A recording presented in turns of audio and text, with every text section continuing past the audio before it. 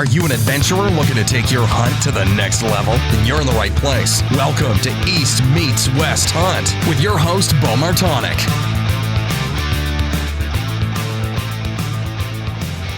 Hey everyone, welcome back to another episode of the East Meets West Hunt podcast presented by Spartan Forge.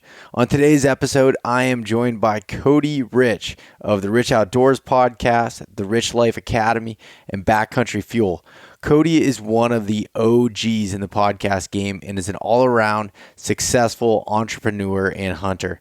We discuss what it takes to go on your dream hunts and create extra time and money to live a fulfilling life. Topics include getting in the right mindset, side gigs, entrepreneurship, focusing on not trading time for money, investing in your education, and more. On this week's Mountain Buck Monday Story of the Week, brought to you on Tuesday, this story comes from Ryan Elders. And Ryan sent in, he's submitted some Mountain Buck Monday posts in the past coming out of Western North Carolina, and he is a killer in the mountains. So this story, Ryan wrote in, "This journey started last season when I got a picture of him. I laid in there dirty face with him all last season and tagged out on a different mature buck. So this year, my sole mission was to get a crack at him. I started running multiple cameras in July and never had the first picture of him all the way through November, but knew of one scrape he had frequented the previous year, so I went in early just off the clear-cut edge on a secondary ridge, and at 8:30 in the morning, I could hear something to my left. All I saw were tines in the sun, so I picked up my rifle and got turned as he walked into the scrape, but I had no shot. I could only see antlers and his head working the licking limb. He came out of the scrape facing me, still no shot through the briars, and he froze often like big deer do. He knew something wasn't right, and he turned to leave and gave me one hole to shoot him. I'm on a high that I don't want to come down from. The best part was that I was able to drag him out with my old man." And you guys need to go check out this picture of this deer that Ryan shot. It's over on the East Meets West Hunt Instagram and East Meets West Outdoors Facebook page. You can take a look at it. Just a freaking tank, especially for North Carolina, but really anywhere. This is just such an incredible deer, and Ryan just seems to be doing it right every year and getting it done. So congratulations to Ryan. Send in your submissions for Mountain Buck Monday to beau@eastmeetswesthunt.com, or you can just fill out the contact us form at eastmeetswesthunt.com and send it in that way. But I'm just pumped about that deer. Got me excited. And he's wearing a pretty great hat in the photo. So he's wearing one of the East Meets West Hunt mountain buck hats. So pretty awesome. He's been a long time listener of the podcast and supporter that way. So happy to hear that from you, Ryan. All right. So in other news, I got out scouting over the weekend, and there's never a bad time to get out in the woods and scout. But I'll say the snowstorm and ice storm that we got Thursday through Friday night and even into Saturday did not really help matters. Snow is deep. It was kind of difficult to scout, walk some creek bottoms, looking in an area that wasn't necessarily super steep, some wider bottoms, an area that I've loved hunting the rut in the past. Checked out some beaver ponds, seeing how they've been dammed up differently. And so there was some good intel gathered, but I went in with my dad, and definitely we didn't pick up any sheds, put on about 8 miles and a half a day there of walking, and it was tough walking there, and didn't pick up any sheds, but overall it was still a good trip, and I'm excited as we come into March here and seeing what's coming next, I guess. So that's awesome. I'm really excited about this episode this week with Cody, because this is something that I'm passionate about, and I really feel like if you want to make more money and have the freedom to hunt more. It's possible. And it's up to you to be able to decide that and how you want to take your life down that course. And honestly, hunting has opened up my eyes to this. From me wanting to hunt more and hunt more places, it taught me to learn some more about business and everything else, and has really helped me. So I think this conversation is something that hits home for me, and I hope that it can help out someone else here. So Cody has a course that I had purchased, and to learn more about his entrepreneurship journey and how to, help myself out with a lot of these things. And it's called the Rich Life course, and it's pretty cool. And it's super helpful. There are things in there that it's taken him years to learn. So I'm excited for that. If you do want to check it out, he did offer out a code. I can't remember if he mentioned it in the podcast or not, but he gave me a code for all of you. If anybody wants to save some money off of the course, just use the code East Meets West, as you do for most things, and it'll help you out there. But anyways, I hope that you enjoy this episode with Cody Rich, and that everyone has a great rest of your week. All right, we're live. Cody Rich, welcome back to the show. What's up, buddy? How we doing? I'm doing all right. How about yourself? I'm doing good, man. Doing good. Ready for winter to be done. Ready to go do some, spring things. Yeah. Just been grinding this winter, which I'm all for. Like, I'm a huge fan of work stupid hard in the winter, and I say I don't really have winter hobbies, but that's not entirely true. But it's like work stupid hard in the winter, and then I can go screw off in the spring and summer. And so I'm stoked. Yeah. I saw a video, and it was like a bull in velvet, and I was like so stoked to go scouting. I don't know why, but I was like, God, I can't wait till like August. Let me scout. Yeah. Well, it is funny because I'm the same way. Like I don't love winter, but I like the idea of, I don't feel like I want to be doing something else when I can be working on projects and doing different things. And like, I just feel like I'm just, Right. I even like on Saturdays and stuff of like just staying, I'm like, oh, I can get a whole bunch of shit done. Cause like, I don't have work during the week, and I can just like grind through it, which it can be, there's a balance there where I definitely don't have with, which is even part of this conversation. But it's I am looking forward to the snow melting here, and I'm looking forward to get out in the woods and scouting, find some sheds. So What's funny is like I had this conversation last week or whatever week it was. I went snowmobiling with some buddies, and I was like, I used to do everything outdoors. And I feel like your audience is probably that way. They're just trying to get outside like all the time.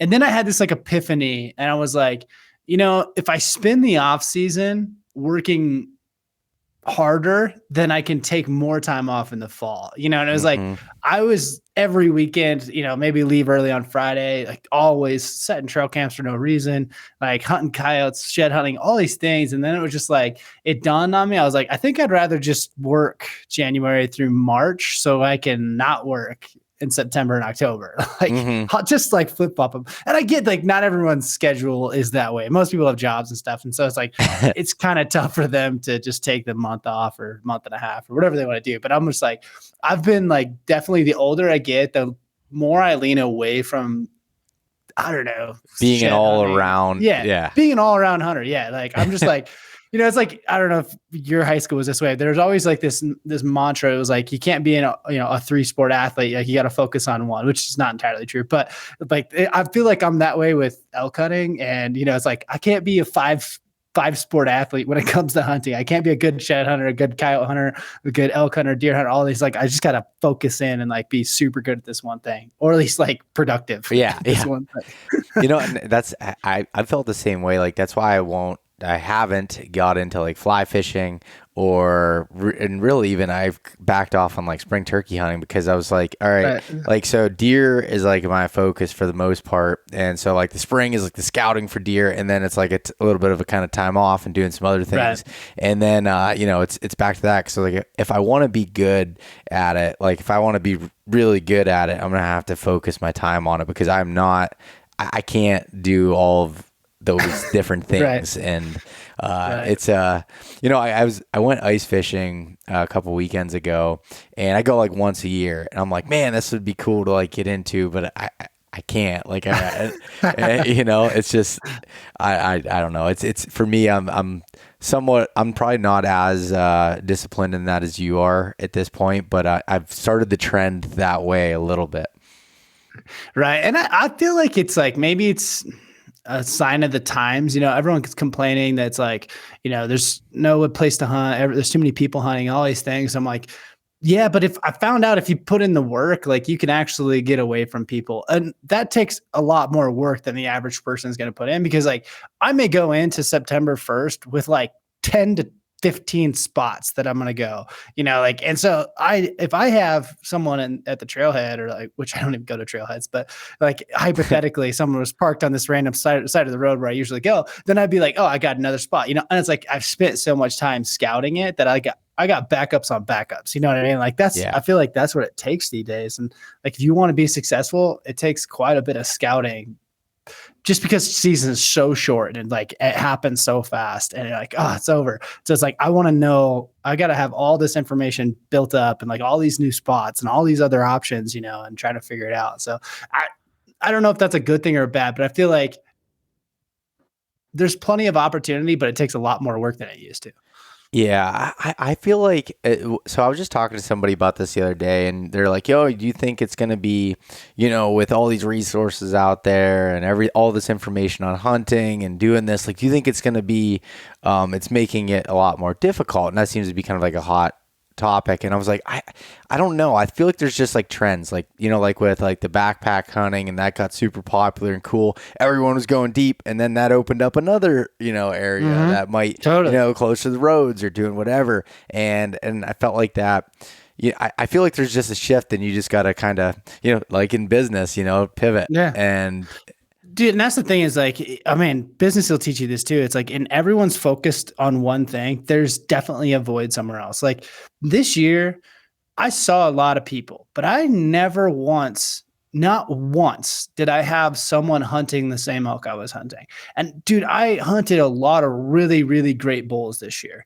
And I can't tell you how many times I could see the road from like, I could see the road and a 320 plus bull a lot of times, and it's like, that's insane and there's people driving all over, but they just weren't, they were headed to some trailhead or some, place, or they were just driving around. I don't know. But like, I found that I think people are getting frustrated, and maybe we shouldn't even say this, but it's like people are getting frustrated, but they're all doing the same thing. And then they're all half-assing it. And so it's like, I laugh, Mark Lipsey can go teach him how to e-scout, or you can teach him how to e-scout. And I'm like, I know exactly what those people are going to do now. Yeah. Like, they're all going to go do the same thing. And I'm like, okay, cool. I'm just going to go over here where you guys like forgot.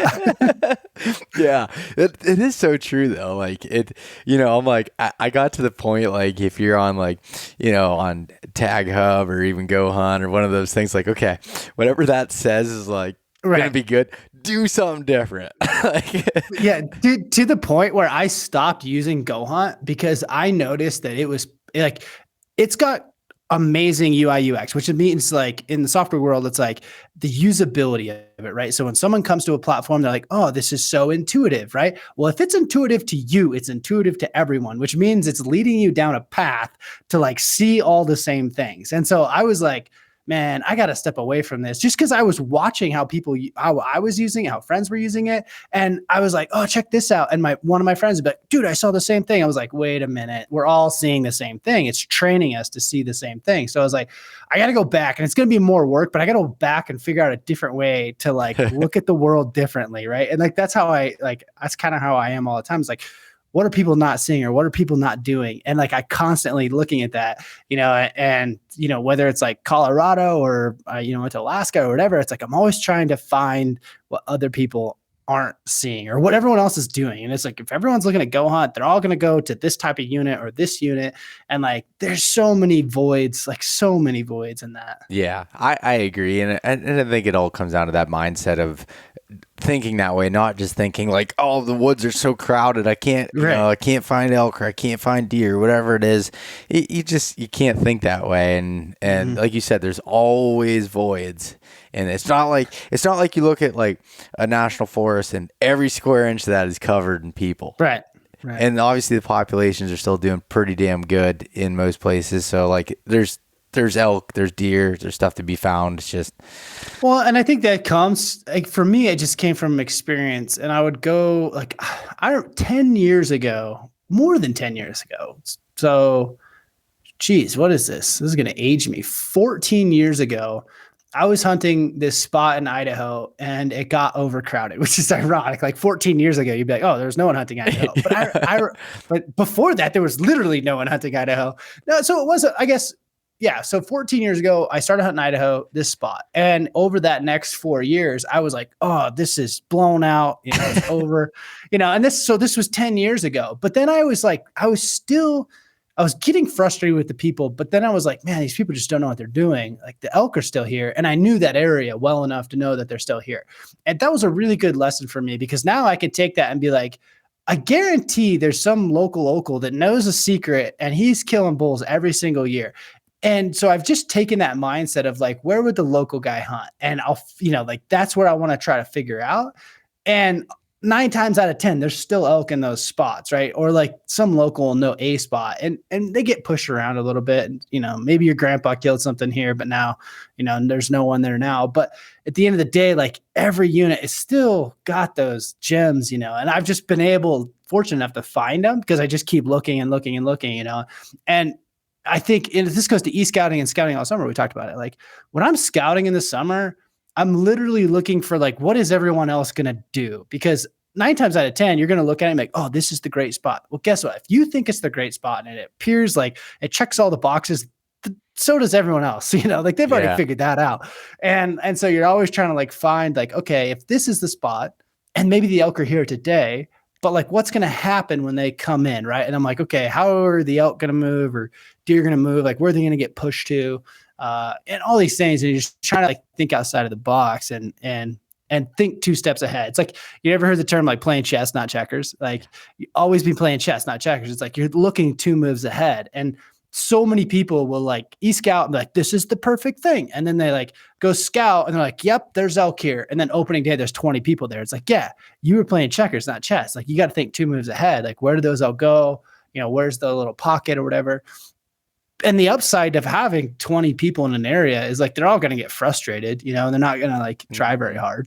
So there's pros and cons to it. Yeah, it is. It is interesting. And like you said, when you think of it from that mindset, it's, you can have, the people that have been successful and continue to be successful, it's not like they're doing the exact same thing forever. Like they're obviously having to, it's not like they're just like, they're immune to the pressure or anything. They're just figuring out different ways to be able to do that. So it's, I don't know. And the greatest skill you can have like as a hunter is not like being able to stalk deer. It's not, whether like from your world, it's like, there's a term in business. It's like a Warren Buffett term of like, it doesn't really matter how hard you're rowing. It matters which boat you're in. And I think the same is true is like, you could all be great hunters, but like the spot you choose is going to make or break the difference. Right. And you have to be able to find those spots over and over because they change. In the old days, we used to have honey holes. Honey holes are a thing of the past, right? Like that's fine. It was just an era where like I killed 4 bucks all through high school. Cool, 4 awesome bucks out of the same honey hole. And like, then all of a sudden it was not. And like, that would like change my world. And I was like, dang it, now this is hard.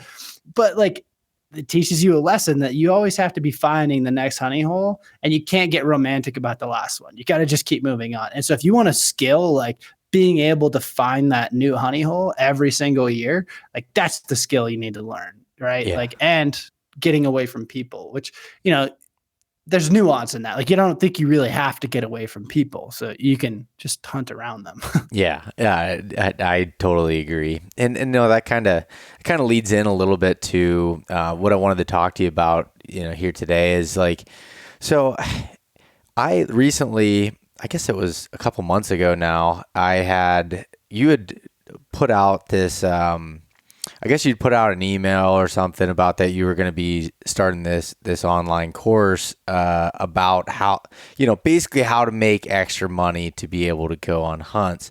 And I've known you now for a few years, and I've watched you I've watched you from the outskirts, looking like from a business standpoint, and been like, man, I love watching his entrepreneurial spirit and like the way that you've built businesses and doing all this stuff. I'm like, and obviously he's got some things figured out, and I was interested in checking it out. And so I spent the better part of a month going through some classes at night with you and a bunch of other, guys that were involved on that. And it was super impactful for me, and, just kind of kept, I don't know if it didn't light the fire because the fire was lit. It just kept stoking it, I guess, to continue down that path, and realizing that really there's no, whatever, your mind is your limiting factor when it comes to what you can do and what you're able to do. And for me, in one of your kind of your tagline and your sales page on your website talks about, hearing people say that, the top two reasons basically why they don't go hunt a certain place or do something is time and money. And I remember the first time that I went out west and I wrote an article on it, the first article I ever wrote that got published, and people are like, oh man, I wish I had the time you did. I wish I had the money you did. And that really, kind of stuck with me, because I'm like, it's not exactly what you think. So Right. that's kind of what I wanted to talk to you about a little bit is, that idea and how, what made you kind of go down this path of entrepreneurship and wanting to go that route. And because I know you love to hunt, so it kind of give me a little bit of a background on yourself there and your thought process. Yeah, it's funny because, dude, I always giggle about this. And when I got back from Alaska, I did a DIY caribou hunt that cost me it was less than $2,000 for sure. And everyone's like, oh, dream trip someday. I'm like, someday? Like, that's not even that big. Like, that's not expensive. It's not that hard. Like, it's 10 days of your life.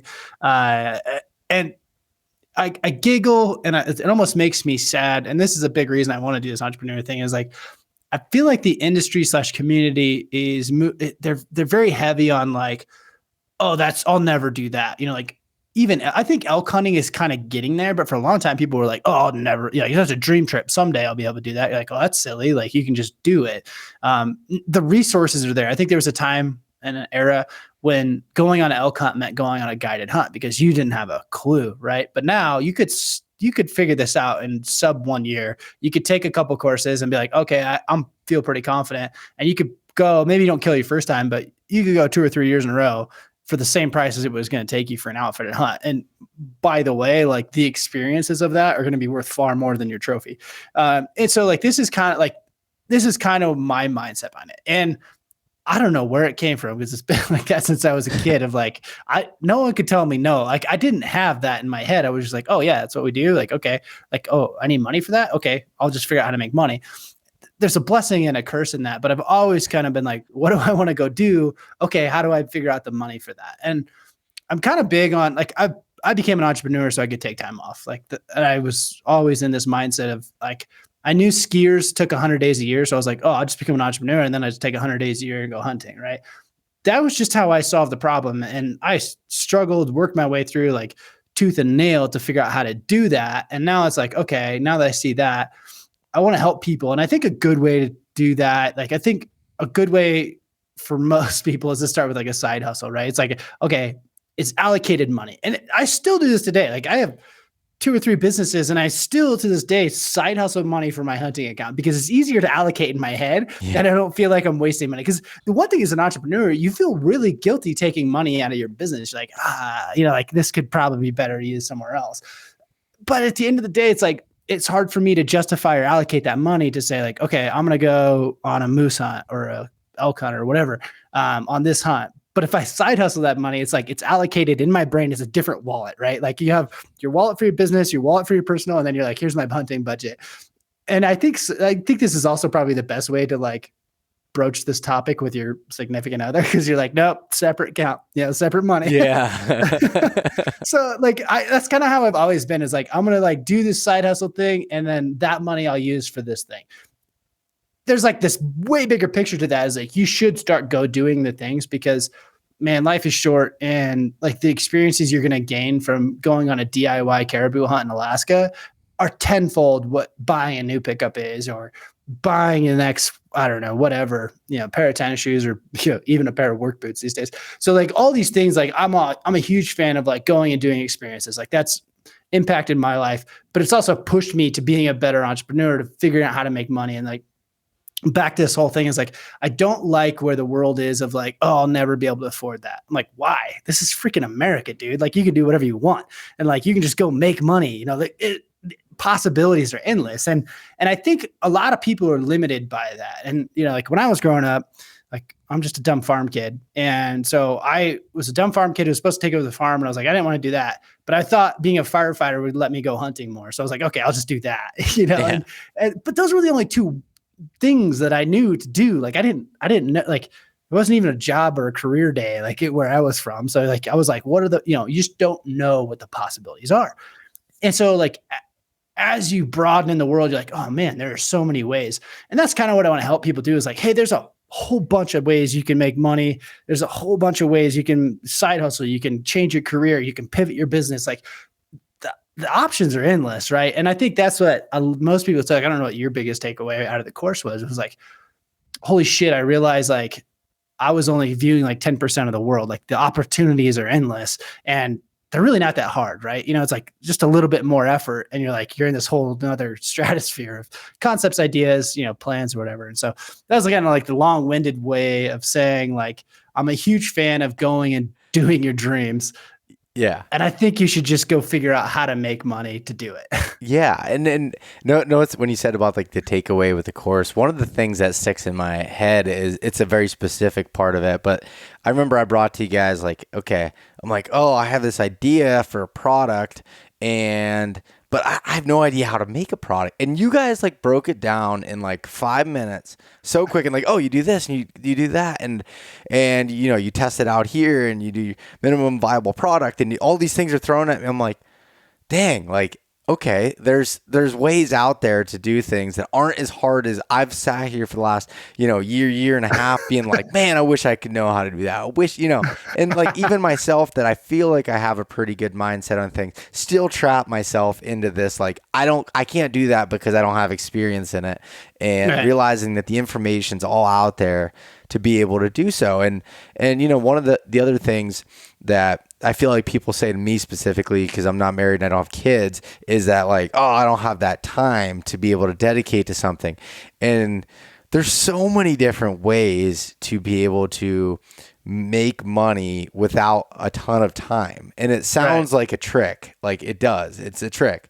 But but there's, without going too deep like right now on it, but like there's so many different ways and possibilities of that. And you don't have to like, one of the things that I've learned from doing it myself is you don't necessarily have to burn the ship straight off the bat and like quit your job and leave your family wondering if you're going to have money right off the bat. Now, Cody might do that, but like, you don't have to necessarily do that to make some extra money to do that. Say say you wanted to go on a caribou hunt now. I mean, even 2 years after I've done it, it's jumped up $2,000 more to be able to do so. But, say $7,000 to be able to do that. Yeah, $7,000 isn't something to blink an eye at, but at the same time, it's really not that hard when you learn the skills to be able to do that. Right.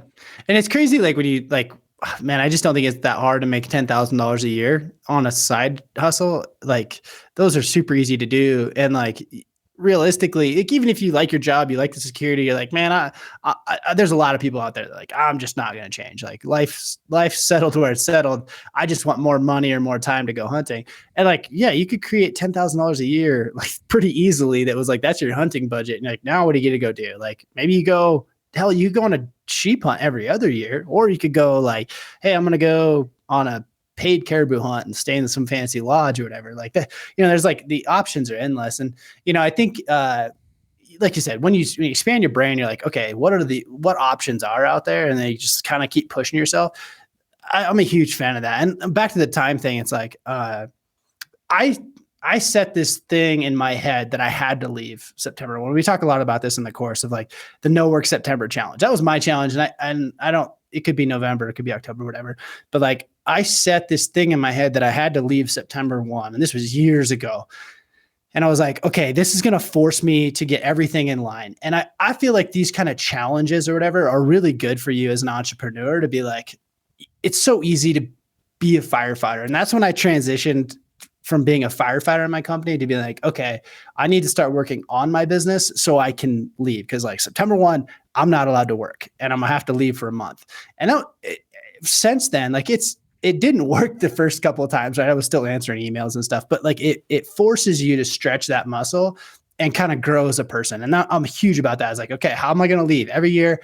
Like, what do I got to do to be ready to go September 1? And that's why No Work September challenge is like, I have to have a really well-run company in order to do that. Because like, it's easy as like, I get it. Like I was a workaholic, like I could do everything. Like it's got to be me, whatever. And that actually forces really bad habits as an entrepreneur. Like it's not growing as an entrepreneur. You're just growing as a hard worker, which is fine in its own right. But like, you got to stretch that and become a better, like, how did I get to the next level? I got to the next level by forcing myself not to work, by forcing myself to go hunting, right? Like going hunting made me a better hunter because I was like, I'm leaving. This thing's got to run on its own or there's gonna be problems. Right. And so like, I like this like No Work September challenge of like, how are you going to push yourself to take a month off? Yeah. And I think that's such an important part is like setting that goal out there and like figuring out then, how to get there. And it's not going to be like in one giant step, like you just leap and you get there. Like it's just like consistently doing things that work you towards that direction.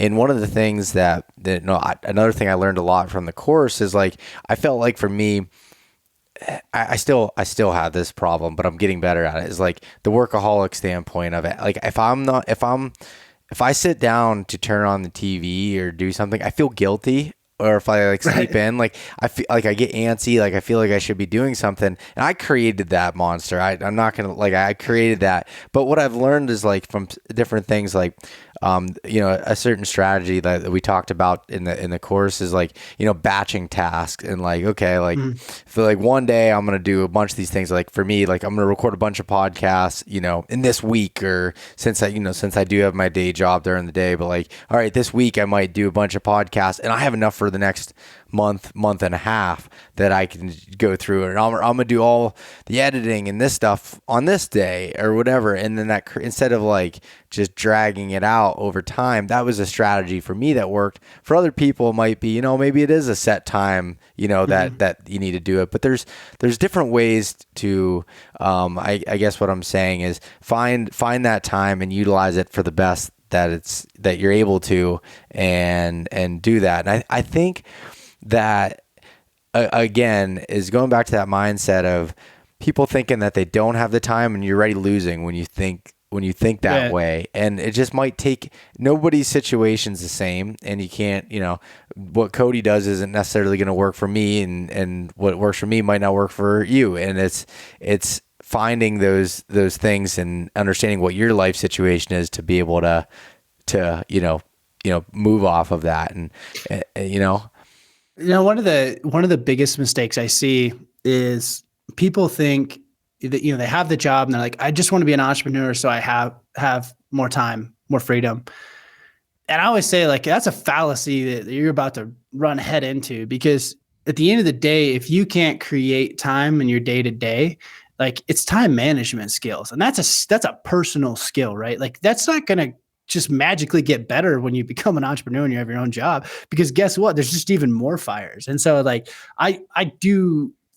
that's a skill you have to work on, whether you're an employee and you work for someone else. And I get that you can't just all of a sudden start taking September's off if you're an employee, but that's a skill you can slowly start to work on, even as an employee that does a side hustle, right? Like your time management, like if people think they don't have time for a side hustle, like you don't have time to be an entrepreneur, and that's not the end all be all for freedom. But once you develop that skill and you start working at it and becoming better and better, then you can get better. And as you become an entrepreneur, like that gives you a lot more freedom. So there is freedom in it, but like there's so many people that just think, oh, I will start my own business. And the reality is they create a job because they're stuck in that, because they didn't create the discipline first. They didn't create like the skill set to be a disciplined person about time management. Right.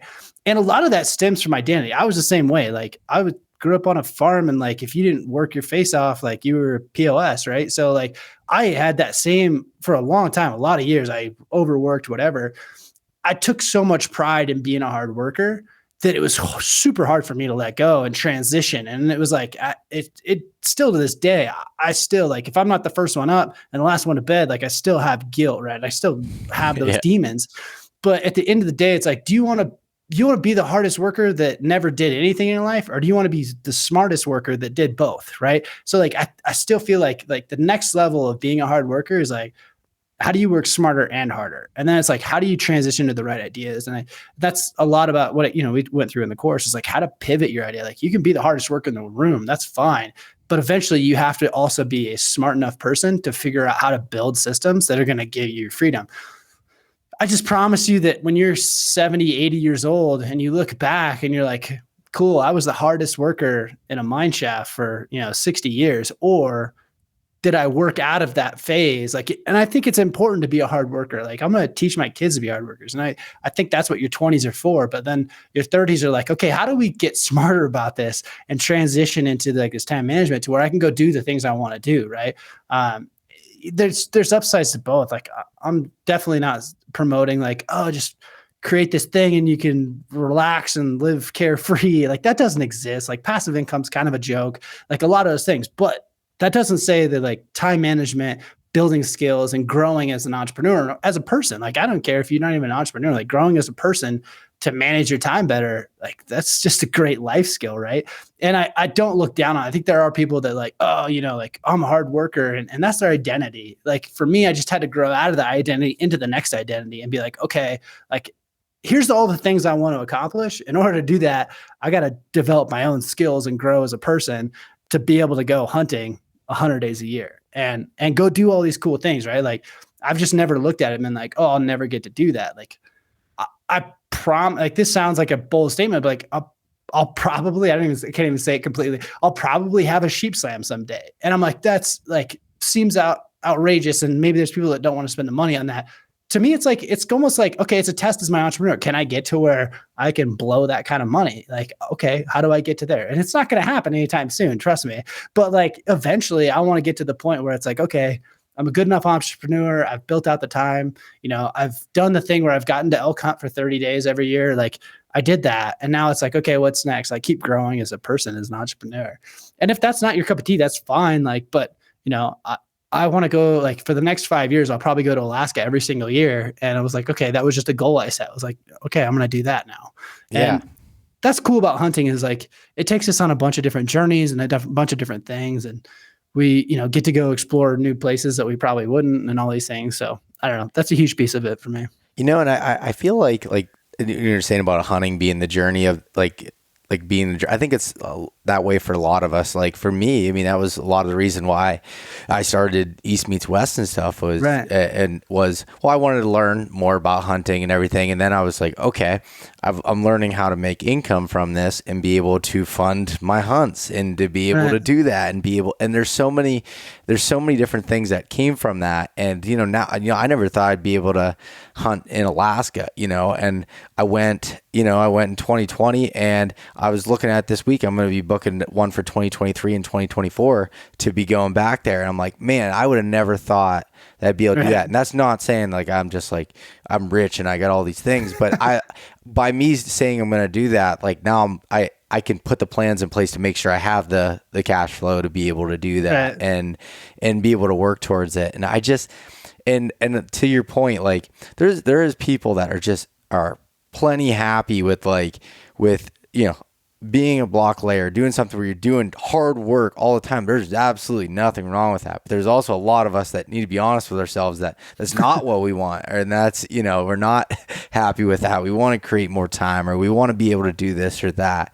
A good case study of that, Beau, is like, if you went back 5 years or 10 years, was your identity of yourself exactly what it is today? No, like what you prided yourself on and like who you wanted to be, right? That was different. And like, that's just like how we grow, right? And like, I always think about it as like the future me, what's future me going to want, right? Which is like, that's a giant gamble at best. But like at the end of the day, I was like, I can look back at 20-year-old me and be like, man, that kid didn't know shit. 25-year-old me, that kid didn't know shit. Like I could go through the list, dude, and be like, oh yeah. Like there was a time where I was like, elk hunting is everything. I don't care about anything else. Like, all I want to do is elk hunt, right? And like still somewhat that. But like I'm like, okay, what's the next thing? You know, maybe someday we'll be so bored in life we'll have to pick up fly fishing, but who knows? Yeah. That's funny. But you know, and I think another thing that like an exercise that we had done in the course that was like, okay, this was one of those things for me that you have to really like, you have to think about yourself and what you actually want, because there's so many times like we either think we want something for a certain reason, but like we did the Ikigai, and as we were going through and figuring out, you know, what you love, and like we were talking about business ideas for a lot of it, but you know, what you love, what the world needs, and what makes money, and then kind of going through the what you're good at. And like when you start thinking about those things and then thinking about what you want and writing that stuff down, like what you actually want out of it, it was it kind of, even though, you know, it opened up my own eyes to dig deep into myself and understanding what actually I wanted and being honest with it to be able to build out your own plan for that. Did it change your plans, or at least like, I think for a lot of people it concretes them, but for some, like it kind of expands them. I'd say for me, it expanded it. Like I felt like I was on the right path, if that made sense. But there was things that was like, maybe I was taking this, you know, 4-wheeler trail to go up over this mountain when I could have hopped on the nicer dirt road off to the side and went down it, where I was getting to the same point, but I was making it harder on myself on certain things. And it's that for a lot of people that might not make sense, but for me it did. Like I learned, you know, you kept challenging, you know, about for a lot of things, not trading that time for money and tasks that were associated with it. And again, that's being honest with yourself, depending on where you're at in life. You know, when you have a family and stuff and you have a job and everything, like, okay, I need to think if I want to have a side to hustle, or maybe I want to be an entrepreneur, thinking of ways to create that time. And a lot of, jobs or businesses might not fit that avenue, and that was the eye opener for me. And now, like, anytime like I'm looking at doing extra work or doing stuff, I'm like thinking of it from that standpoint, like, okay, I already got a ton of shit on my plate. I can't have something that's going to add a lot of time to that to create, you know, some more money, but what am I actually gaining? And that's like, you know, I try to move away from trading time for money. It's not always a bad thing. Like, there's times to do it, right? There's times to just buckle down and do the hard work. That doesn't get talked about enough. But at the end of the day, like, there's a lot of decisions that we make, you know, and you and I had talked about this before, but it's like, there's a lot of decisions we make that seem good at the time, but it's just trading time for money. Yeah. You know, maybe it's a really good ROI, but it's like still trading time for money. And if you keep stacking those things that trade time for money, you run out of time, you know, and like, you're like, oh, this is a good idea. This is a good idea. And it's like, you have to like, and maybe there's a point where we do some of those, but then how do we unstack the things where we're like trading time for money? And how do we add on, even if it's better ROI of time for money? Like, maybe, you know, this thing, and you really pencil it out, makes, you know, like $10, $20 an hour. And this thing makes, you know, $100 an hour. It's like, okay, let's do more of those things and less of these things.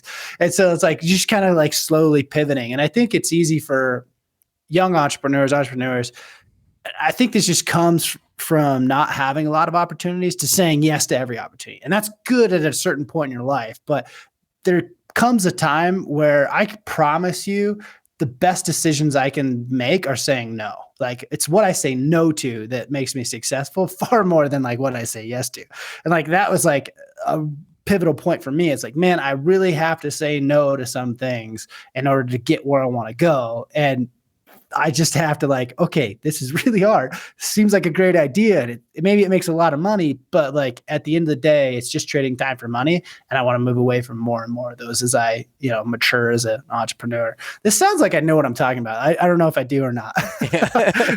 Well, I mean, I think what was, and again, what I thought was cool about like being, part of your course and thinking there, like, you talked about as you're talking about now, like where you screwed up and where, Right. and you didn't learn this, you learned a lot of it from like learning from other people and mentors and books, but you learned a lot of it from just completely just fucking it up. And sorry, Cody, I didn't mean to hurt your ego there, but no, but like it's, that's how you get to a point Right. where you are learning those things. And I don't know, I don't think anybody has it completely figured out. Like everybody's always learning and adapting. It's just like starting to think down that path. If that's what you really want, like understanding what you want and realizing that you aren't capped on that, and you're gonna screw up along the way. And yeah. My biggest like advice to anyone going down this rabbit hole, whether it's a side hustle or entrepreneurship, is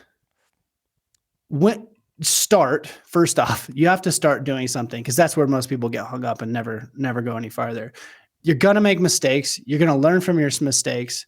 It's best if you can learn from other people's mistakes and you just keep tweaking along the way. And like, you have to check your ego at the door and maybe even check your identity at the door, because I think that's the one of where people get hung up a lot is like, yes, you could call it checking your ego, but it's checking your identity at the door and saying like, do I want to grow as a person, or is this who I am forever? Like, if that's who you want to be forever, that's fine. Not me. It's not for me. Like, I want to keep growing. I want to keep expanding as a person, as a human. And I think that like people like us who grew up like we did, like we have pretty fixed identities, like we're not into growing as people. Like that's not what our parents did. It's not what our grandparents did, but it's like, okay, what if, right? Like, what if just hypothetically, we just keep moving forward in that direction.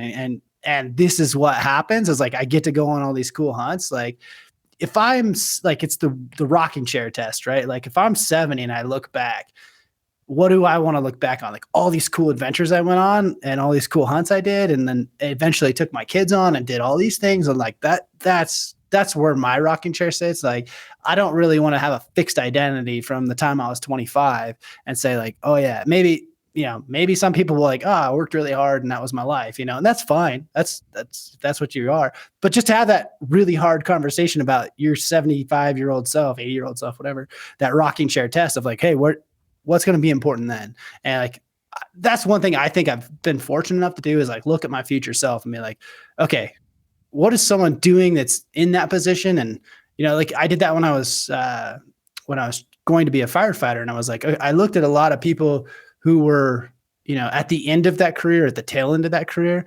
And I was like, would I be happy there? Are they happy there? Or like, what are they not happy with? Like, I knew well enough to know that like, I'm not a special snowflake. I'll probably be in the same boat, right? Like we're just humans. So I'll be there when I'm 40. Is that what I want?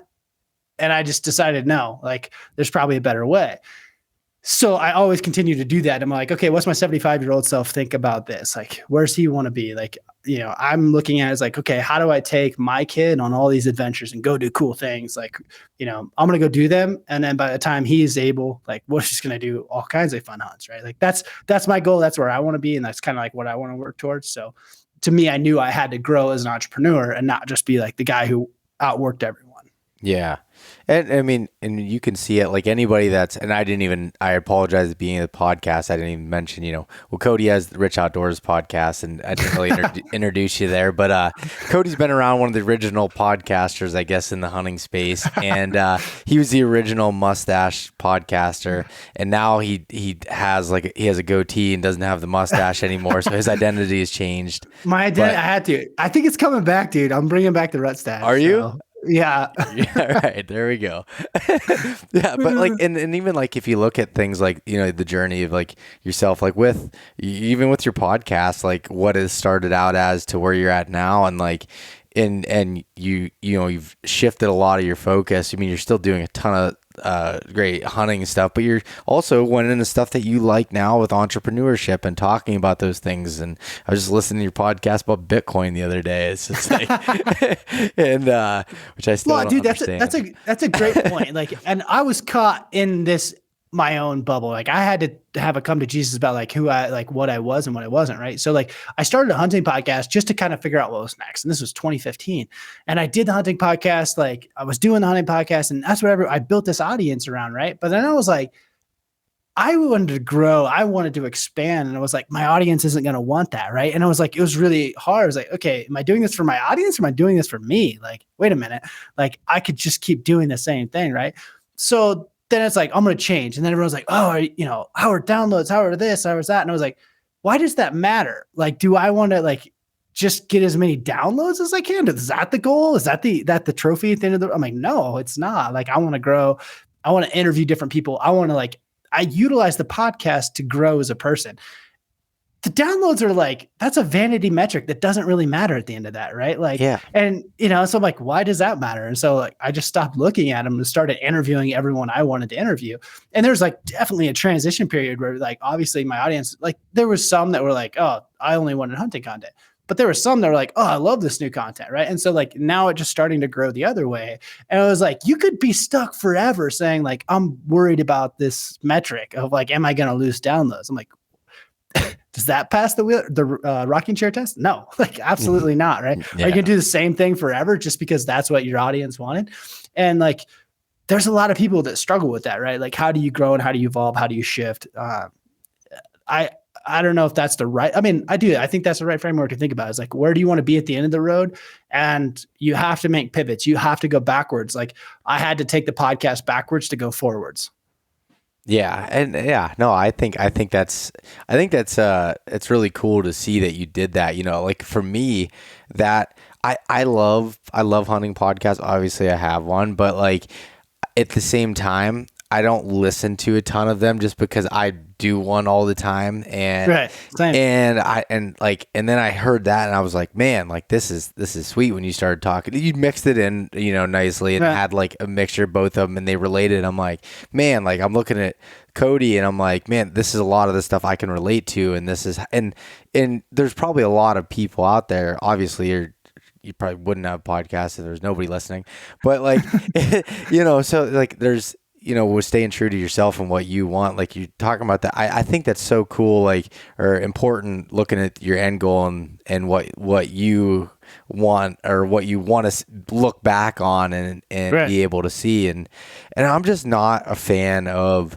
like the mindset of I'm going to work really hard right now so I can enjoy retirement. Like, most likely my knees are going to be shot. Things like I'm just not, I don't know. I just don't want that. Like, do you think you'll ever stop though? Like I don't plan on ever stopping, but like, yeah, I don't know. I don't know. Like, I think like when I got out of high school and I remember going to the guidance counselor and they're talking, what college are you going to go to? I went to college with no idea what I was going to go for. I went undecided because that's what you're supposed to do. And like, as I'm going through, I'm like, okay, all right, this job is going to get me money enough so that I can retire at 62. And then like, and I'm like, man, that is such a shitty way of thinking about it. Did you ever like, so true. And like, that is such the regular thing that's, being told. And man, it's so difficult. And I've just learned, like, I've watched people, friends of mine, like, I don't want to, I'm not going to say his name on here, but like a good friend of mine that I had met through hunting and watching him is like work super hard and in a trade that he did not go to college for and just like literally built himself up and made money. And then he started buying property and he started doing this other stuff. And I'm like, that fucking guy is so much more, he's in such a better place than a lot of these people that had, that have went to college and went and worked in corporate America. And again, I'm not talking shit on anybody that does that, but like for me and what my goals were, I'm like, he was, I look up to those type of people, and someone else I was just talking to on Instagram the other day that I was at an elk shape camp with, and he was talking about all, he had got his, he was working in a trade, and then he went and started buying things on the side and has opened up all this financial freedom and stuff for him. And I was like, that's awesome. And that's what's so cool about us living in America, that we really have endless possibilities if you want to do it and to be able to go hunting or whatever that might be. It's like when I think about when I like ran through my own Ikigai, which was year or two ago, and I came across this. And this is something I taught in the course to have you guys go through, because it was pretty impactful for me. But I was like, it ended up being that I wanted to help people like me who didn't want to go to college, but didn't want to be a tradesman. Like there's a middle ground there. And I struggled through that on my own with nobody really showing me other than reading stuff on the internet. But it was like, to me, there's a huge gap between people who like, I don't really like, I should go to college because it sounds like society wants me to do that. But I think there's a lot more people that are realizing that's a terrible plan. But I also don't really want to be like an electrician or, a plumber or whatever, like nothing against that. I think I have very successful friends that have done that, but it's like, I don't want to be a tradesman, but I don't want to just go to college to please society. Like to me, I want to help those people of like, okay, here's a bunch of options. I want to help you surround yourself with people who are like you, because if you're from a small town, like you may know one other person that you're like, you just don't know what's available. You don't know what you can do, right? You don't know the options. And so like, that's the next thing. So I don't know. You and I talk about Ideas Lab. So we're recreating, remember jam sessions? So we're going to do like the Ideas Lab. And Gabriel's helping me on that one. And so like creating a community to like help people surround themselves with like-minded people who are ambitious and trying to, do more. It's like the same concept. I was in a bunch of these masterminds and groups, and like the people I grew up around in the entrepreneur world were all people who were like trying to grow a business so they could sit on the beach. And I was like, literally, like this is like 2009. I was like, I don't really want to sit on the beach, but I'll go to the mountains. Like that sounds way cool. So like I was trying to build businesses to go to the mountains. They were trying to build businesses to go to the beach. And I was like, yeah, screw that. Like they were, living on a laptop and sitting on, the beach in Dubai. And I was like in masterminds with these guys. I was like, that's cool. I'm like into Mexico right now. And I'm just going to like keep hunting for the next month or whatever. Yeah. And so like, I'm trying to build that community for people, I guess like me who, want something between those two things. And like, that's kind of my goal. That's the person I want to help, help grow, whether it's growing a business, whether it's like trying to do investments. I think you need to try to build something, and gain back your freedom. Yeah, and those jam sessions were so cool. Like, I don't even know if that was like your intention for that to be. No, no, it was not. Dude, they were like 3 hours long. I was like, I remember the first course I did. I was like, I don't know how I'm gonna fill an hour, and it was like 3.5 hours long. I was like, well, I want long. It did that every single night, dude. We were like, till midnight. So, and for anyone listening, like, so the first course that Cody did, so now he's got it online, you can go and sign up for it, but like the first one that was like the tester one of it, basically we were all the test dummies, and he was like, we're gonna do it live, and it's gonna be an hour long, 2 nights a week for 3 weeks, 3 weeks or 4 weeks, something like that. Yeah. And I was like, okay, so, and East Coast time started at 9 o'clock at night. Well, they ended up going there's like after midnight, and I'm like I don't want to get off, like my head's like falling asleep against the computer, but like I was so into it. Like it was just one of those things, like it was awesome. And so what jam sessions were basically, it was like we'd like talk about ideas, or like anybody that was in the class would bring these ideas up, and then Cody would either tear them down or give you ideas like how you could shift that, or what things to think about. And you don't get that unless you're around people with those similar mindsets. Like that Ideas Lab that you're talking about is so impactful. And where I grew up, again, there's absolutely nothing wrong with it, but I was never around those people that I could like, that I wasn't that person to even start bouncing those ideas off of, right. And to be able to talk about. And it was so cool when you get around those like-minded people that think that way. It opens up your mind to possibilities that you just didn't think were in reach. And right. I don't know. It was just that whole jam session idea was killer, and I think you surprised yourself as much as all we were how good it was.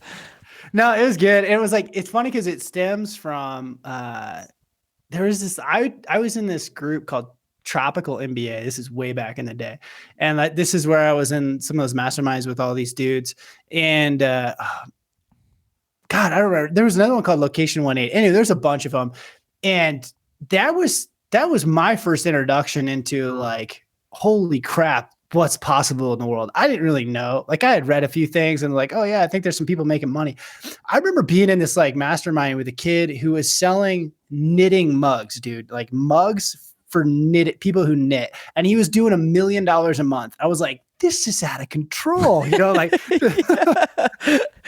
they're like, just like, it blew my mind. And I was just like surrounded by these people. And so like, I want to recreate that, but for people who are, I don't know, more like me, maybe, who are just like focused around this thing. So I went through a lot of those and I did them. And like, now I want to bring that back to like, I don't know, I say people like me.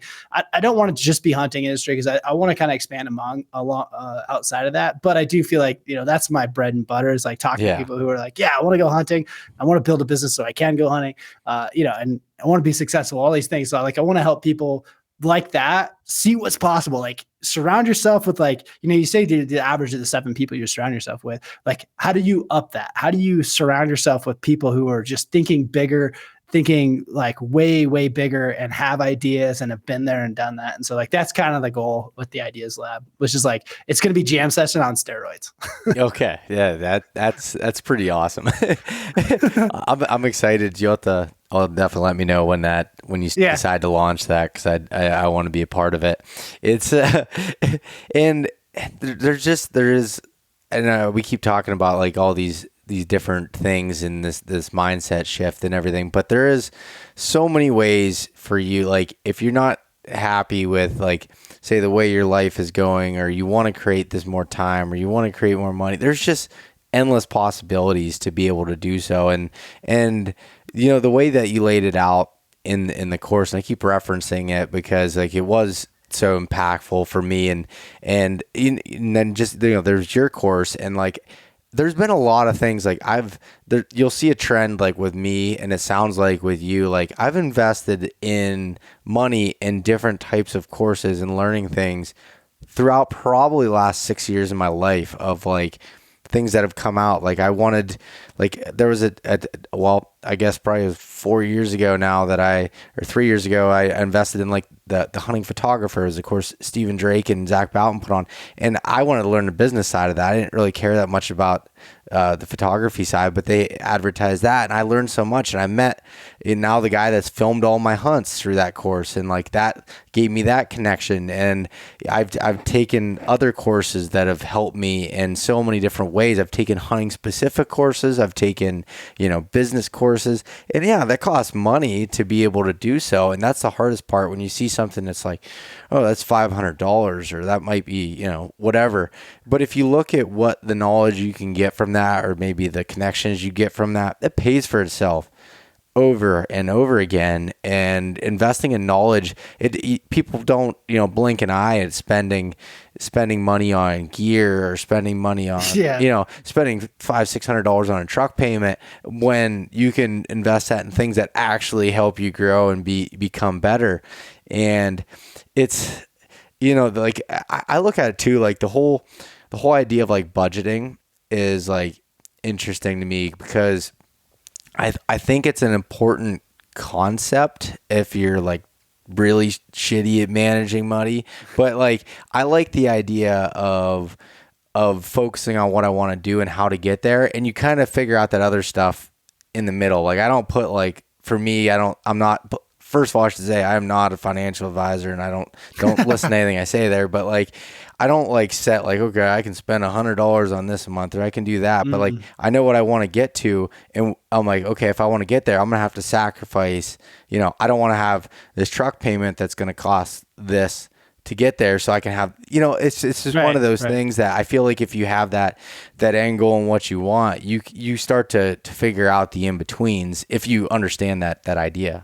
It's funny you said that. There's a couple things. So when I was really young in this, one of the guys I looked up to, he was kind of like, I never ever second guess two things: books and education. Like I will spend whatever it takes to get that. I never bat an eye. And I'm the same way. And like it was one of those things, like there was a lot of times where I struggled as an entrepreneur, but one thing I never got rid of was my Audible account. And I read a book a week forever. And I was like, I will stop eating before I get rid of that, $15 or $29 subscription, whatever it is. I don't even know. Not reading, listening. Yeah, listening. I can't read good, so I listen to books. But I listen to books like all the time, and that was like one of the greatest things. And people have commented on the course being $500. The best course I ever took was $997, and for no other reason than it fucking hurt when I bought that course. I was like, I can't afford this, but I got to know this, right? And I took that course, and because I spent so much money, I was like, I'm implementing every piece of this, right? And I did, and like I did every single thing, and I laugh now because like that one was probably the most impactful. The other day I bought, so like in January, I bought this monthly.com had this thing with Casey Neistat, and I bought it. It was like $250. I bought it. I went to like 3 of the courses. And I got I'm stoked about it. Like I didn't even go to all of them. Like, and they were trying to get you to like do with, with this cohort and do all these things. And I get it. It would have been good, but I was like, I got what I needed out of it. I just wanted to see one little thing. And I was like, that's fine. It's totally worth that to see how Casey, did his edits or whatever. And I'm like, I don't need every piece of it. Right. But like, I just kind of blew it off, and I would do it 100 times over again. Like I only went to like 2 or 3 of the lessons. And I didn't do any of the projects. I was so busy. I was like, I didn't have time, and like wasting or spending an hour. So I watched like 3 hours of this video, and I was like, okay, like I'll come back to it if I can. I still haven't got back to it. But the point is like, I'll never second guess. Like that's a separate wallet. We talk about having separate wallets for like my hunts and stuff. Like that's a separate wallet that like I'm not allowed to question. Like if I'm going to get one thing out of it, and that philosophy has 10x my net worth 100 times over. Like it has been the one thing, like having books, always having like, and I'll have like right now I have like 3 Audible credits. Like that burns a hole that I am not reading enough. And so like I'm wasting those credits, right? But at the end of the day, like that's one thing I'll never worry about. It's like, I don't care how many credits are in there. I don't care if now I've gotten a lot better about having books that I don't even read, like I used to like have to read a book cover to cover, listen to it. And I don't care. Like I'll pick up a book, and if it strikes me, or I'll pick up a piece of it and or I'll just not even listen to it anymore. And I'm just like, because I have tons of books, and like it's interesting. Tangent here, but a couple of weeks ago, I found that there was a book in my account, and I was like, I don't even know where this one came from. And I picked it up, and it was perfectly applicable to the thing I was working on. I was like, oh, that's weird how that works. I don't remember buying this book. I don't remember I don't think I read it. So like, it was just there. And I was like, I picked it up, and I just like skipped forward to like chapter 3 or 4. And I started reading. It was like perfectly applicable to the thing I was working on. I was like, man, that's cool. And so I've just kind of always had that philosophy, is like, I don't worry about those things. So a part of the reason I made the course what it is like, I wanted it achievable, but I wanted to sting a little, because I want people to do this to like not be like me and Casey Neistat's course, where you just like take 2 lessons and then walk away from it. I really think that like you want to make an impact, like make it sting a little, so you remember all of the pieces to it. And that's going to like, oh man, that's perfect. And so like people always like, oh man, why is it so expensive? For no other reason than I want this to stick. I don't want this to be a course that you just kind of open the first lesson and don't read or whatever. Like I feel like I've done that to a lot of courses. I've paid $150 and like watched the first lesson, and then I just kind of like, whatever, I kind of got my one thing, or I just look for that one thing or whatever. So that was kind of the reason behind the pricing. I wanted to help people. I wanted to like change your perspective to, there's a lot of frameworks in there. There's one in there that's like worth hundreds of thousands of dollars when I think about it. It's like, if I could have gone back to my 25, let's say 25-year-old self, I would make that person pay $5,000 for this course. I'd be like, you're spending $5,000. I know you don't have it, but you're spending $5,000 because you like stick to these words and you'll make hundreds of thousands. You know what I mean? Yeah. You'll have to send me which lesson that was again so I could refer to it. Stamp it on your forehead. Yeah. Stamp it on my forehead. But no, I have not looked back and thought like at one point that anything I've invested in from an educational standpoint, like for these courses, and you look how much you spend on like college, and then you look that's a whole nother thing, but like when you look at that, it's not really that big of a deal. You spend more on some of the books you need for a semester than you do on a couple of these courses that can help you with it.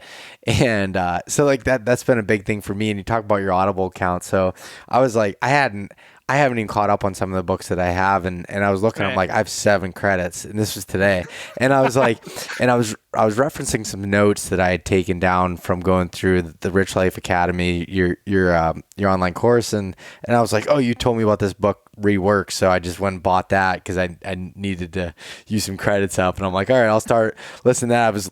I was on Tim Ferriss's Tools of Titans. I don't know if you read that book at all. Oh, yeah. But the extended version or whatever he has like freaking 22 hours long, and the one part of this guy's that I don't think it's Tim that was in this part. It's like a lot about motivation. I'm like, I've got enough motivation. I don't need to listen to this right now. I'm gonna shift.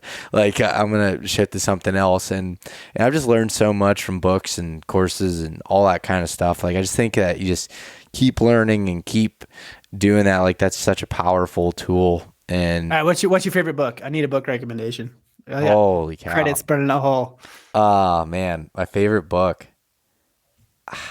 I don't know. I don't know if I could say that off the top of my head. Like which one was my favorite book? You got a good recent one? A good recent one that I had. I'm actually gonna pull up my Audible account because there was one that that's what I was doing right now. Yeah, but like a couple, like one of them it's a pretty popular one. I feel like that was Extreme Ownership, Jocko's book. Like I just love that book from the standpoint of just like anytime, like for me, like especially in my day job and everything, like everything that you do, and if I'm like, oh, this person didn't do that, was I clear with my message? Was I doing things? And just being able to understand those types of things. An old book that took me a long time that I finished, like I don't know, not too long ago, is Rich Dad Poor Dad. Did you read that book? One. Yeah. Oh yeah. It's a great book. I used to read it once a year. I probably should go back and read it again. That's a really, really good one. Yeah. One that's not really business related, but The Comfort Crisis, Michael Easter.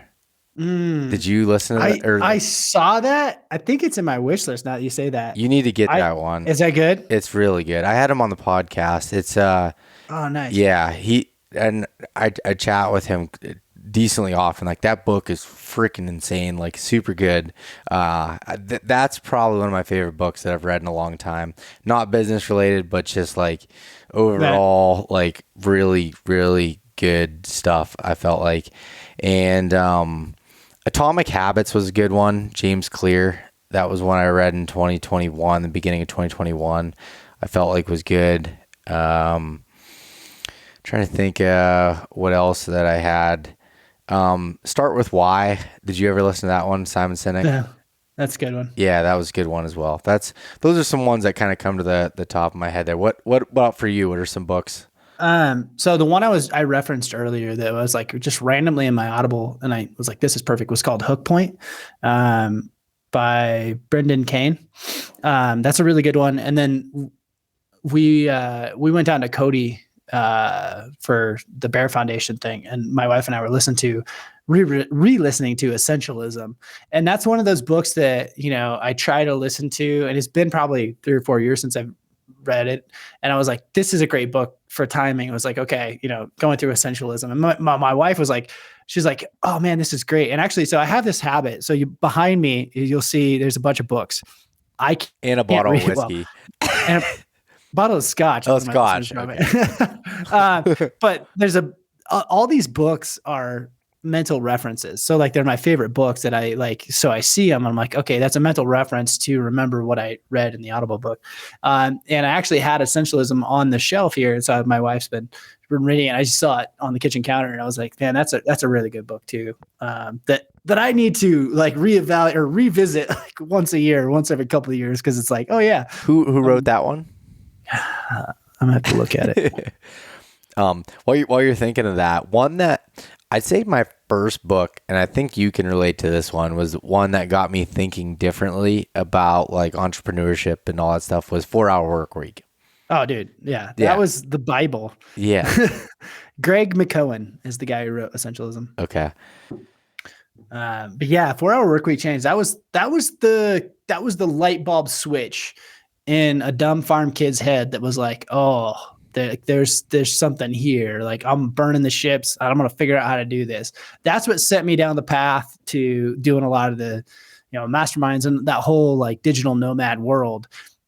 But then I wasn't a huge fan of the, like, I still wanted like physical things. I wanted real companies. Like I, enjoy doing that stuff. And so I never went full digital nomad and like, the affiliate marketing and stuff like that. And I was like, it was funny because like my first company was ammo company and we talked about this, but it was like, I feel like I got my MBA. I didn't really go to college because didn't go to college. So I just read books and would implement them into this company. And that was like my test dummy, right? Like first company, it was like loading ammo all the time. And like, I would read these books and like, okay. And like some of it would work and some of it wouldn't. And you get real good at like fishing out, like, I remember like a lot of these early courses, like Facebook ads or SEO, like SEO is a big thing. And so I was taking SEO courses and I'm like, man, some of these are just garbage, it was just like, just garbage. Like people didn't know what they were talking about. So that always bugged me about the course world. Yeah. And that, so the 4 Hour Work Week, I remember I was living in Pittsburgh. It was like 2016 or so. And I was down there and I rented this house. And I remember whenever I'd push mow my grass, I'd listen to the 4 Hour Work Week. And I just remember, and there's definitely some things that like just didn't really apply to me or what I wanted, I guess. And then there's a lot of things that I felt like just getting me in that mindset of understanding there's ways of doing things and being able to automate things and systematize things to not spend that time for money. And that was just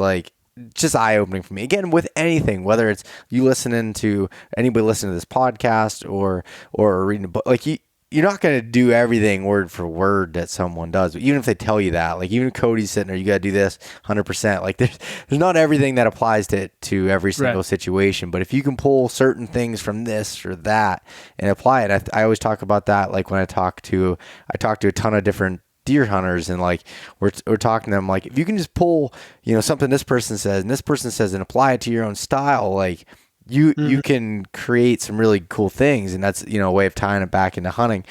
There was a book I read that recently, I couldn't finish it. It's called the RV Passive Income Guide. Never read it. It's the absolute worst book I ever heard. And just like, I don't know how that guy made money, but it was, as I was going through my Audible account, I saw that there and I listened to way too much of it. But, my next one I'm going to do is rework. And I'm looking into these other ones, Hook Point and Essentialism. So yeah, dude, I mean, there's a bunch out there and like, you probably noticed that there's a lot of books that shaped me. I didn't go to school. I didn't know how to, I made up all this entrepreneurship like my own way. Right. And like, that's what you said. Like, I was always with the philosophy, like there's people that are like, oh, don't read because it'll change your perspective. Read so much that your perspective becomes your own, and like, this is why I didn't care for Atomic Habits because I had read, I'm like, oh, it's just this book and this book. Like, and it's just like, it's all about timing. Right. And so even as like you as an entrepreneur are going to grow differently than I did because like I had such a big SEO focus in my early days. And so like that changes. Right. And so like the order in which we read books or content changes who we become. Right. And because like, we're grabbing pieces of everything we do or read or input. Right. And like that becomes a little piece of us, but that changes. Like imagine building this little model and you're like bolting on these little pieces, but they're like in different orders. Right. And so like what you prioritize is going to be different than what I prioritize. And so like, I always say like, I became an entrepreneur. There was a bunch of people who taught me. Right. But I didn't know anyone. I didn't have anyone personally that was like, oh, do this. So I just like made it up as I go. And like that created this thing. Right. And like, is it perfect? No, I'm sure, there's better ways to do it. Right. Yeah. And it's just like, this is what I always say. I built the course that I wish I would have had 10 years ago, 12 years ago. It's like, it's all the shit I wish I would have known then, it's like, that's why it's like so important to me. It's like, man, I wish I would have known this, or this and this piece of it. Just saves a lot of time. It's like the shortcut, right? Yeah. No, I totally agree. And like, it's just like, like we were talking about with Atomic Habits, like there was in that book, I liked it because there were certain things that really helped me, like the batching side of it. Like that's where, they talked about that. And then you talked about a similar but different concept to that. But that idea like has helped me a lot with like being able to, and again, people will find different things from different pieces to be able to pull together and understand it. But just like overall, I feel like anybody listening to this, if they're still with us, like it's just one of those things that you have to just understand what you want out of things, and that there's a possibility to be able to get there and working towards it. Like that's just, I guess that's the meat and potatoes of it. That, and surround yourself with people. Figure out a way to surround yourself with people who think bigger than you. Like it'll change your world so much. Like that's the one thing. Like if I could give, the one thing, like surround yourself with people who are better than you, right? Who are going to push you. Like that should be your number one focus. If you don't know what to do, instead of just doing and like there's a lot of people who are going to get stuck there. So I struggle to say that. But surround yourself with people who are going to push you, and then you'll figure out which direction to go. Like that's important. Yeah, that is so important. And at that point, and that could be hunting, dude. Like that's completely hunting. Like surround yourself with people who are better hunters than you. Like you'll get better. Yeah, you'll 100% get better. That's you're so right. That can be applied in so many different ways. And just like you want to be a better father. And I'm not one to really speak of this, but the concept works. But like you be around people that are better than you at that, or are good at that, rather than the guys that are going out and getting completely blasted every night, at the bar. It's like, it's one of those things, like you just being around better people. I mean, I feel like for me with like this podcast growing, like I've got to know other people that are in the podcast space, like yourself and others that have done it bigger than me, have done it better than me, that I've just learned from and been able to like learn and then just piece that stuff together and grow myself, like not mimicking anybody, but like just trying to learn from people like that. And I think that can go in so many different directions. Right. Well, it's like, dude, I mean, go back to the East meets West, like principle or philosophy of like, you wanted to grow as a hunter who like, you wanted to be the type of person who goes out of state, who goes out West and goes on elk hunt. Now you're surrounded by people who are like, oh, that's nothing. Like, let's go, to Kodiak DIY. You're like, whoa, that escalated quickly. But like, now that becomes your new normal, right? And now you're like, okay, let's go wherever. Where do you want to go? Let's go marl stag hunting in Mongolia. Yeah. Now so this is what's crazy is like what I thought was this like dream hunt of going on an elk hunt is something that like it doesn't even question in my mind that I'm going to do every single year. Like I don't even think about that much as like far as the planning. Like that's just, I'm going to do that. Now I'm like focusing on, trying to go to Alaska and do some of these other things. And that's just how like, you evolve. Just for a thought experiment, like just put yourself in a headspace. Like this doesn't have to be reality, but what if you were in the headspace where like, oh, this year I'm going on this goat hunt, I'm going on a desert sheep hunt, and then I'm going to go on this moose hunt in Alaska. Like, and like, dude, there's people out there in the world that like legit could go on those 3 hunts every single year and be like, oh, I guess we're going to hunt, like that's insane to me. Right. Like, but like, and I'm not saying you have to get there, but like even when you just do this thought experiment of like, what if that was your reality this year? Like, what if you had, these baller tags and you're like, that's what I'm doing. Yeah, that is a crazy way to I can't say it. Or to be like, hey, the entire month of January, let's go to Sonora and we're going to hunt coos deer and mule deer. Yeah. Like, and we're going to stay at some like cool villa. Like, I don't know. That sounds cool. Yeah, it does. It does. And I think that's what's so fun. Like, I feel like I'm never bored with hunting and everything else because like I'm always thinking of those different things, and I don't know. There's so many options out there. Not enough time. That's right. That's why you should never put it on a dream bucket list, because like, man, as soon as you do it, you're like, there's too many hunts. There's not enough time. Oh yeah.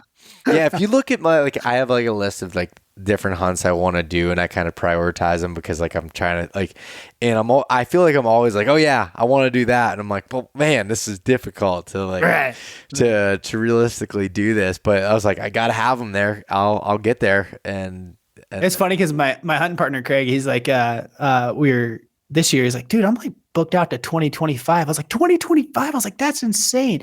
And then I sat down and looked at it. I was like, yeah, it books up real quick. You know what I mean? Like, and it happens, I would say more now that I have kids, like it's pretty tough for me to do more than 2 out-of-state hunts, especially like because Montana is like, there's so much to do here too, that I'm like, man, you lower it to 2 out-of-state hunts per year. And I used to be like 3 or 4. And so now it's like, oh man, only 2. I mean, that means this year I'm doing, I think this year's Alaska and Wyoming or whatever it is. And it's like, okay, so then the next year it's like this and Arizona. And then it's like, oh man. And then like you start multiple species and it's like, dude, 2 hunts a year is like, it's going to take, I got a pretty good idea what I'm doing through 2026. Like it's insane.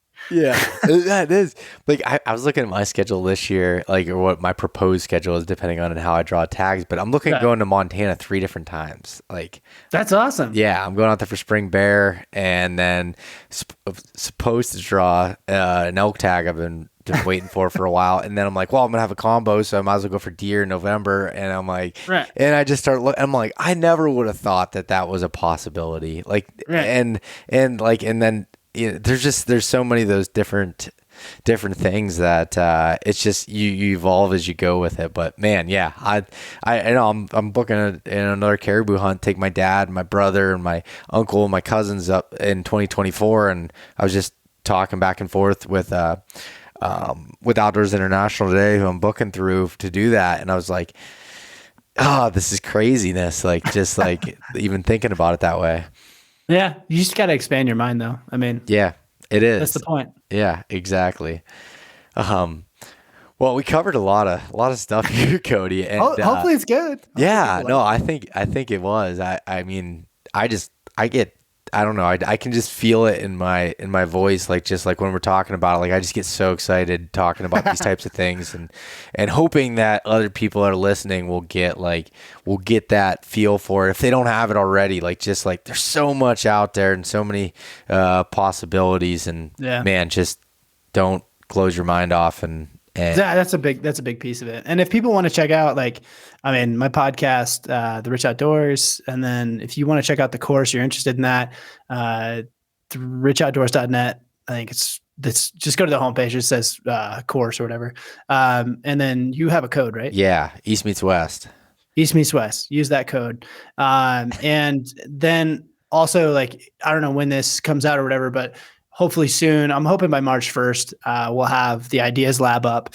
And so that'll be its whole other thing, which is going to be really cool. So I'm excited. It's going to have its own app and whole thing and community. Of course it is. Well, that came quick. If you're going to, I'll wait. I'll release this. I'll release this right after March 1st. So you better have it done. Okay. All right. I like it. That's my pressure. It's got to happen. So. So it's going to be cool. So you guys can check that out too, if you're interested in surrounding yourself with people who, think bigger. Yeah. Anywhere else that, people can find any of your stuff at? No, I read the book Essentialism. I'm trying to narrow down. All right. Perfect. All right, Cody. Well, thank you again for coming on. I really appreciate it. I hope anyone that's interested will check out the course and, your podcast and everything else. So thanks for coming on again, and I really appreciate it. Yeah. Thank you, man. Thanks so much for listening to this episode of East Meets West Hunt with your host, Beau Martonik. For more great content and to stay up to date, visit eastmeetswesthunt.com, Facebook at East Meets West Outdoors, and Instagram at East Meets West Hunt. If you enjoyed today's episode, please review and subscribe, and we'll catch you next time.